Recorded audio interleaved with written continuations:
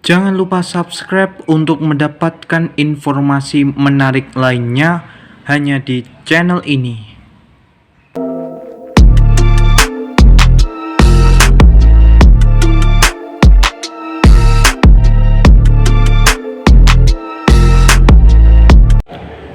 Pendengar, hari ini saya akan memberikan informasi yang berjudul Kepemimpinan Prabowo dinilai mampu jaga kedaulatan negara dan stabilitas politik.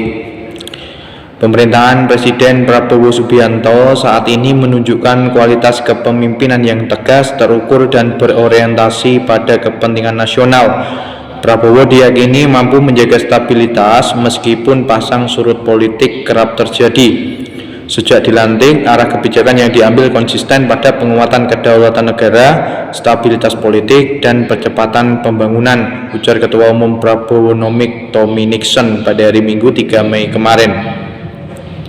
Selain itu, sistem kerja yang dibangun menekankan kolaborasi, akuntabilitas, dan percepatan eksekusi program prioritas, termasuk cerminan kualitas pemerintahan. Secara langsung terlihat pada fokus program ekonomi kerakyatan, di mana program MBG, Lumbung Pangan Nasional, dan hilirisasi industri, serta penguatan UMKM dijalankan sebagai upaya konkret untuk menekan ketimpangan dan menciptakan pertumbuhan inklusif.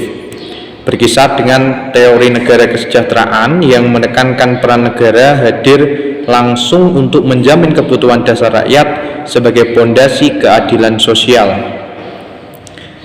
Gaya kepemimpinan yang lugas ini dinilai menjadi modal untuk mengambil keputusan strategis untuk menjawab tantangan global yang kompleks. Dari sistem pemerintahan, Kabinet Merah Putih yang dibentuk Prabowo mencerminkan prinsip presidensial yang efektif dengan penekanan pada koordinasi lintas kementerian.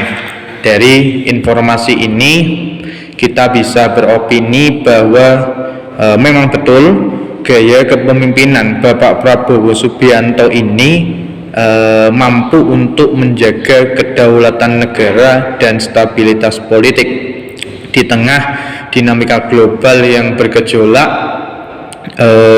Di negara kita sendiri tetap mampu menjaga stabilitas ekonomi. Sebagai contoh, ketika di negara-negara Timur Tengah sana dan negara-negara Eropa berbondong-bondong menaikkan harga BBM, di negara kita BBM bersubsidi harganya tetap sama. Sedangkan BBM yang non subsidi memang ada kenaikan yang lumayan signifikan, akan tetapi yang kita tekankan di sini adalah terkait arah kebijakan yang diambil oleh Presiden Prabowo Subianto itu sendiri, dan saya memberikan standing applause yang tinggi kepada beliau yang sudah mampu menjaga kedaulatan negara dan stabilitas politik yang aman sentosa, sehingga negara kita tidak terdampak langsung dengan dinamika global yang tengah bergejolak, baik yang ada di Timur Tengah maupun negara-negara Eropa yang notabene adalah konflik yang bisa mengancam kedaulatan ekonomi sebuah negara. Program-program yang dijalankan oleh Bapak Presiden Prabowo Subianto seperti MBG, kemudian ketahanan pangan, dan penguatan UMKM juga sebagai upaya nyata dan konkret untuk menekan ketimpangan. Hal ini sejalan dengan tujuan utama dari pembangunan ekonomi Indonesia itu sendiri, yaitu dari penguatan sumber daya manusia lewat program MBG, sehingga anak didik kita kebutuhan gizinya akan tercukupi, sehingga menghasilkan sumber daya manusia yang unggul dan berkualitas, serta lumbung pangan nasional kita diharapkan bisa swasembada pangan beberapa tahun mendatang, sehingga sumber pangan kita akan tetap terjaga dan daya beli masyarakat juga tetap terjaga.